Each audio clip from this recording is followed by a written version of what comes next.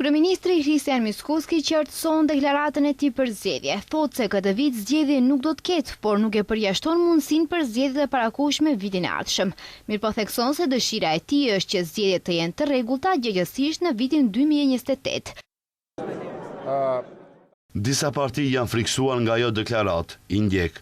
Qëndrimin tim ju e dini, qëndrimi im është që zgjedhje këtë vit nuk ka. Ky është viti i reformave dhe i konsolidimit. Do të doja të kishim zgjedhje të rregullta, të cilat do të ndodhin së shpejti. Pranverën e vitit 2028, a është viti 2027 opcion? Dijeni se VMRO-DPMN është gjithmonë e gatshme të shkojë në zgjedhje dhe të fitojë, por atë që ne tani po e bëjmë janë reformat edhe të rrisim aktivitetin ekonomik.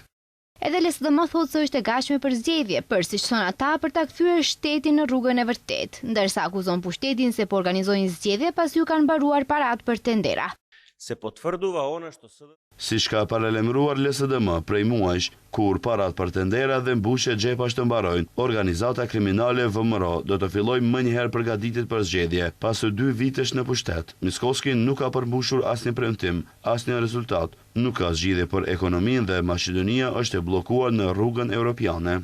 Një ditë më parë, kryetari i Aleancës për Shqiptarët Erben Taravari inkurajoi kryeministrin që sa më shpejt i bëj thirrje kuvendit për shpalljen e zgjedhjeve të parakushme parlamentare, për siç tha ai, të mundsuar lehtësimin dhe debllokimin procesit eurointegrues të vendit, i cili sipas tij po mbahet peng nga kjo qeveri.